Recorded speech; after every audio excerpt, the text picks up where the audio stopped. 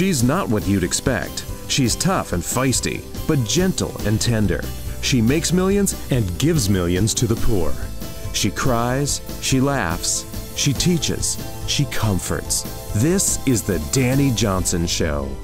Hi, I'm Dani Johnson. Welcome to the Dani Johnson Show. Today we're filming live in my office, and I wanted to talk to you about how to manage a project that you absolutely have no experience in managing at all. And it's really appropriate because we are still living in a construction site. Our house is still not quite done. We still have people showing up super early in the morning and just like, you know, letting themselves in the door, just heading into rooms and doing whatever. Like today, for example, I had 4 people in my bathroom. There just seems to be like all this crazy stuff that's happening. But anyway, so the project that I'm talking about is like, yeah, managing construction. I've never done that before. My husband has never done that before. And yet you can't allow what you have never done before to stop you from doing something you actually want to do. And so Hans has made sure that we have lived really well below our means for the last 18 years. Our first 10 years of making money, we spent all that we made and we never created wealth. And by the way, I was a homeless woman 28 years ago. Hans grew up really poor. I also grew up on welfare till I was 12, 13 years old. And so we both did not have really good financial training. I didn't have good work training, as my parents never went to work, or at least the man that raised me, he never went to work. My mother never went to work, so they were on welfare until my mom broke her neck, and then when she broke her neck, she got a settlement, and then they were still like, you know, money was coming in, and they were not necessarily working a job. They were not investors or any of that kind of stuff. My biological father, who I met when I was 18, he actually had a business. He was a businessman. He owned a bindery. And so anyway, so we didn't have like really good examples as far as working goes, the right kind of attitude about work, how to manage a project, none of that kind of stuff.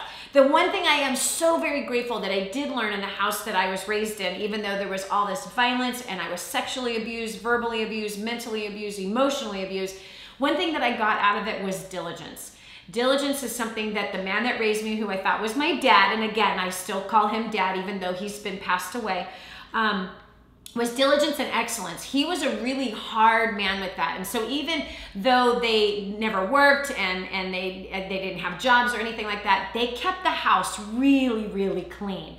And meaning they had us keep the house really, really clean. They really did. Like we were the full on, like we were the maids of that house. And honestly, I'm really grateful for that. I was taught how to like make sure and get every part of desk and use a toothbrush to clean the toilet, and do you know what I mean? Like and scrubbing walls and scrubbing floors and every single Saturday, like we did this for hours and hours. And so I guess that was some project training, sort of, but what was given to me was the understanding. It was beaten into me. I'm grateful that it was beaten into me, though, honestly. It was a terrible way to raise kids, but when you look back, you gotta find something that's good in your childhood when you've had such a horrific one, and in my case, it was diligence and excellence. With everything that you do it with excellence and do it with diligence, and I really have to like attribute that to the man that raised me. And my mom, but he was more of the like, you know, he'd come around with, you know, something white to make sure that we actually got all the dust. So anyway, let's talk about this, how to handle challenges in a big project, specifically a project that you have no experience in at all. My husband was the one who managed this entire project. It was his brainchild, it was his design. He then goes to an architect and he tells the architect, this is how I want it, no, I want it like this, and I want it like tons of fine tuning, and then all the way down to every single day, him working with the builders, you know, the different types of craftsmen that came in here and all the people that have been able to build this thing. And so, but I was asked towards the tail end of it because my poor husband was just like going crazy, poor guy. And I was so proud of him, man. He managed the stress of this project so beautifully. Couples tend to get divorced in building a home, not even a dream home, not even a project like this. It's like, this isn't a custom home. The architect and the builder said, this is not a custom home. This is like a totally different thing. And this is like a different league. This is like Van Gogh. This is Michelangelo. This is art. This is not like a home. This isn't a custom home. This is beyond that. And so Hans went on a camping trip towards the end of the project, and we were kind of coming down to now missing the third deadline. And in the midst of the third deadline, he was just like, ugh, like it was starting to really wear on him. And he was gonna leave for 10 days and he asked me if I'd be willing. I offered. I said, you know what, I can make sure and keep the project moving forward if you want. And so then he says, yes, would you do that? And I did. And so stepping into the project, kind of late in the hour, if you will, of the project, obviously I have no construction experience at all. But what I do have is some people experience in running businesses, which is a gigantic project. But I think more importantly, running a family, raising kids. We have 5 kids and 8 grandkids. And so that really is where I learned to manage projects. So it doesn't matter what the project is, and it doesn't matter whether or not you know or have experience in that particular project. There's 4 things that I want to talk to you about that can help you do better in the management of a project and actually make you more valuable in that project and be able to move it ahead. Because what you have, especially in construction, is you have a lot of moving parts. You have and a lot of different mindsets.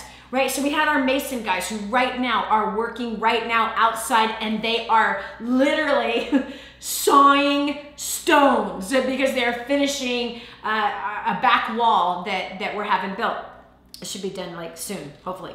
Anyway, so you're gonna hear some of that construction going on because again, we are still living on a construction site. So anyway, so you have the stone masons, which largely were of Mexican descent, and these guys were, wow, absolutely, they are phenomenal, right? And there's usually 5 to 8 of them, and they just come in and they just get busy and they create all this beautiful artwork, honestly, with stone, because my husband did not want what everybody else has in the area that we live, Texas Hill Country, where everything's very geometric and very flat. He's like, nope, this needs to look like it's straight out of Europe. It needs to look like it's from France. It needs to look like it's from a medieval village, and it does. In fact, the room we're in right now literally feels like a really old room. Even though my office is not an old office, it has the feel of old, character and stuff like that. So anyway, when you're managing a project, you're going to be managing lots of different personalities, right? So I said we have the stonemasonry that are of a particular ethnic descent, right? So that's a whole different mindset. It's a different way of work. And of course, they get to do all the art stuff. They are the finishers. They do more of the finish work. So that's more artistic, right? And then you've got the electrician, right? Who is a personal friend of ours who we absolutely adore, John Mayhall and his beautiful wife, Taylor. They have 3 beautiful daughters.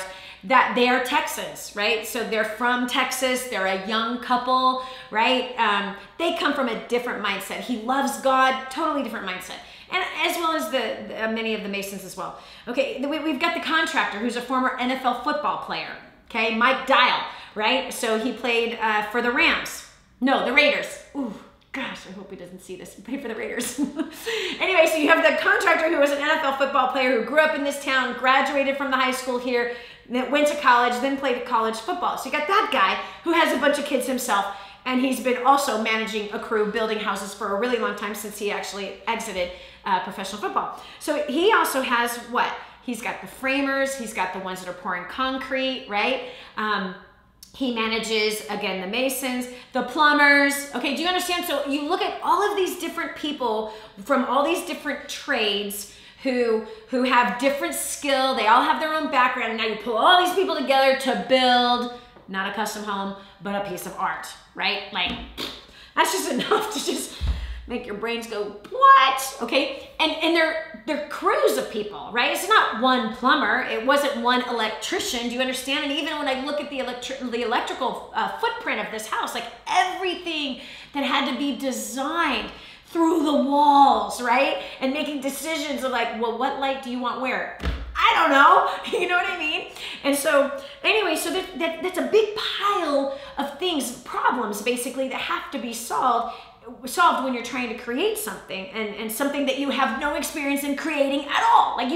We've never built a house, so we don't have any experience of working with these tradesmen, with these craftsmen. We don't understand the mindset, any of that kind of stuff. So here it was, day 1, and right away, one of the first things that you got to do when you are managing a project, and especially if it's a project that you don't have experience in, is you have to manage expectations. A lot of people, this is what I've watched people do. I believe largely stress comes because of unspoken expectations. and expectations that are inhuman, not human. So whenever there's expectations, for example, if you have expectations of the people that you're working with to be perfect, or to never make a mistake, or to never be late, or to never miss a deadline, or to have all the answers. If your expectations of another human being, especially somebody that is high level, for example, Mike Dickel, he builds custom homes. If my expectations of the builder is that he knows how to do all of these things in this project that has never been done in the Texas Hill Country before, right? There's not another house like this in the Texas Hill Country. This is from the testimony of all of the journeymen, all the workers that worked on this, who have built hundreds and hundreds of homes, right? And then the people that they know, they're like, no. They've been telling all their friends and family, like, you gotta see this house. Oh my gosh, this place is crazy.